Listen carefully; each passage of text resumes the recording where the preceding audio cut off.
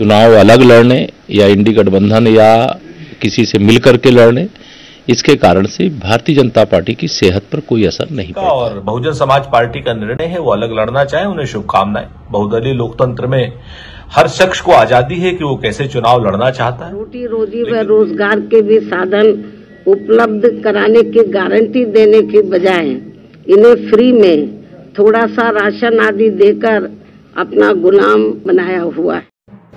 राजनीतिक दलों सहित देश की जनता को भी था मायावती के जन्मदिन का इंतजार, क्योंकि मायावती अपना सियासी रुख करेंगी साफ और लोकसभा चुनाव को लेकर करेंगी बड़ा ऐलान। जैसे जैसे मायावती ने अपने भाषण के पन्नों को खोला, वैसे वैसे लोगों की थम गई सांसें। मायावती ने प्रेस वार्ता में भाजपा, कांग्रेस, सपा सहित सभी को नकार दिया। मायावती के जन्मदिन की प्रेस कॉन्फ्रेंस को लखनऊ से लेकर दिल्ली तक सभी टकटकी लगाकर देखते रहे, इस उम्मीद से कि अब कोई राहत की बात कही जा सकती है। मायावती के बयान ने भाजपा को राहत दी तो वहीं इंडिया गठबंधन के लिए खड़ी कर दी मुश्किलें। लोकसभा चुनाव में त्रिकोणीय मुकाबले की होगी तैयारी। मायावती के जन्मदिन पर सपा, भाजपा, कांग्रेस सभी ने दी मुबारकबाद, परंतु दाल नहीं गली और मायावती ने अपने बयान में सभी पर किया पलटवार। जानकारों का कहना है कि मायावती के पास जितना वोट है वह जीतने के लिए नहीं पर किसी को हराने के लिए है काफी। तो दोस्तों नमस्कार, मैं इरशाद अली और आप देख रहे हैं यूपी 76 न्यूज, खबर हमारी दुनिया तक। तो दोस्तों खबर जानने से पहले यदि आपने हमारे चैनल को सब्सक्राइब नहीं किया है तो चैनल को जरूर सब्सक्राइब करें, इस खबर को लाइक करें, शेयर करें, कमेंट करें और देखते रहें यूपी 76 न्यूज।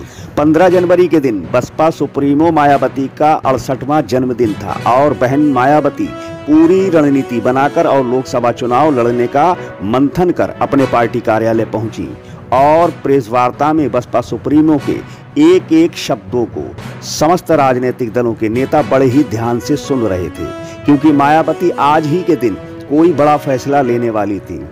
कयास लगाए जा रहे थे कि वह इंडिया गठबंधन में शामिल होंगी, परंतु अपनी बात कहते हुए शुरू में ही मायावती ने भाजपा की केंद्र व राज्य सरकार को आड़े हाथों लिया और मुफ्त राशन की योजना को गुलामी का प्रतीक बताया।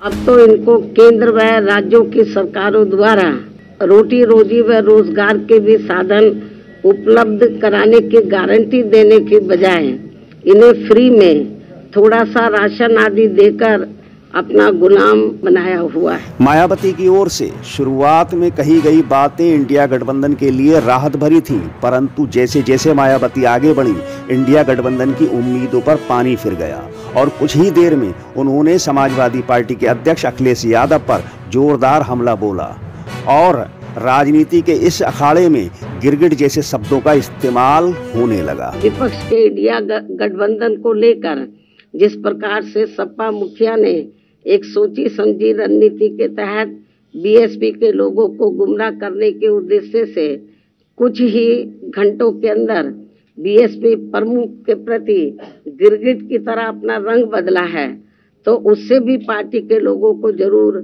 सावधान रहना है। मायावती ने जैसे ही सपा मुखिया पर हमला बोला, गठबंधन की तस्वीर पूरी तरह साफ हो गई और इंडिया गठबंधन में शामिल होने की जो थोड़ी सी गुंजाइश थी वह भी खत्म हो गई और मायावती ने गठबंधन में शामिल होने से इनकार क्यों किया और सपा मुखिया पर हमलावर क्यों हुई और अखिलेश यादव से सावधान रहने के लिए क्यों कहा, यह समझना जरूरी है।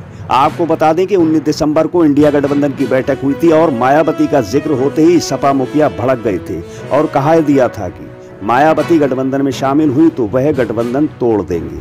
परंतु 9 जनवरी को जब लखनऊ में अखिलेश यादव ने जब पार्टी नेताओं से बातचीत की तब मायावती का सम्मान करने की बात कही और कहा कि मायावती गठबंधन में शामिल होती हैं तो उन्हें कोई परहेज नहीं। इतना ही नहीं, अखिलेश यादव ने मायावती की गारंटी पर भी सवाल खड़े किए थे और अखिलेश यादव के इस प्रकार के बयानों को लेकर मायावती उन पर भड़की हुई हैं। मायावती ने साफ कर दिया कि आगामी लोकसभा चुनाव में वह किसी भी राजनीतिक दल का हिस्सा नहीं बनेंगी। हमारी पार्टी यहाँ किसी भी गठबंधन व पार्टी के साथ मिलकर ये चुनाव नहीं लड़ेगी। गठबंधन करके चुनाव लड़ने में बीएसपी का वोट तो गठबंधन से जुड़ी पार्टी को पूरा चला जाता है, लेकिन उनका अपना बेस वोट व विशेषकर अपर कास्ट समाज का वोट बीएसपी को ट्रांसफर नहीं हो पाता है। काफी समय से चर्चा थी कि मायावती अपने जन्मदिन पर सरप्राइज देंगी, परंतु इंडिया गठबंधन के नेताओं को नहीं मालूम था कि मायावती का सरप्राइज उनके लिए सिरदर्द बन जाएगा। मायावती जी का और बहुजन समाज पार्टी का निर्णय है, वो अलग लड़ना चाहे, उन्हें शुभकामनाएं। बहुदलीय लोकतंत्र में हर शख्स को आजादी है कि वो कैसे चुनाव लड़ना चाहता है, लेकिन देश 2024 में विशेष परिस्थितियों में चुनाव लड़ रहा है। देश के सबसे बड़े सूबे उत्तर प्रदेश में बहुजन समाज पार्टी अपने सियासी ढलान पर है। विधानसभा और विधान परिषद में बसपा के एक एक विधायक हैं, परंतु फिर भी मायावती ने अकेले ही चुनाव लड़ने का फैसला लिया।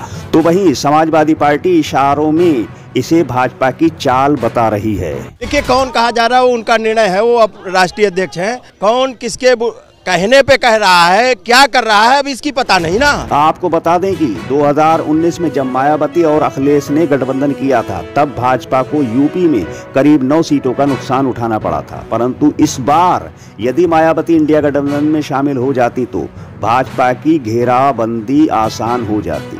हालांकि भाजपा का कहना है कि मोदी के आगे कोई गठबंधन नहीं टिक सकता। चुनाव अलग लड़ने या इंडी गठबंधन या किसी से मिलकर के लड़ने, इसके कारण से भारतीय जनता पार्टी की सेहत पर कोई असर नहीं पड़ता है, क्योंकि भारतीय जनता पार्टी उत्तर प्रदेश की सभी 80 सीटें 2024 में जीतने की तैयारी करके लड़ रही है, तैयारी कर रहे हैं हम लोग। और 2024 में तीसरी बार मोदी सरकार बनना तय है, यह लोगों ने तय कर लिया है। 2019 में यदि बसपा ने लोकसभा चुनाव की 10 सीटें जीती थी तो उसमें समाजवादी पार्टी के साथ उसका गठबंधन एक बड़ी वजह था, और अब अकेले चुनाव लड़ने पर नतीजे क्या हो सकते हैं ये मायावती भी भली भांति जानती हैं। परंतु इसके बावजूद भी उन्होंने अकेले चुनाव लड़ने का फैसला लिया है, तो इसकी भी कोई बड़ी वजह ही हो सकती है। तो जुड़े रहिए हमारे साथ और देखते रहिए यूपी 76 न्यूज, क्योंकि खबर हमारी दुनिया तक। और हम जल्द लौटेंगे किसी दूसरी खबर में, तब तक के लिए जय हिंद।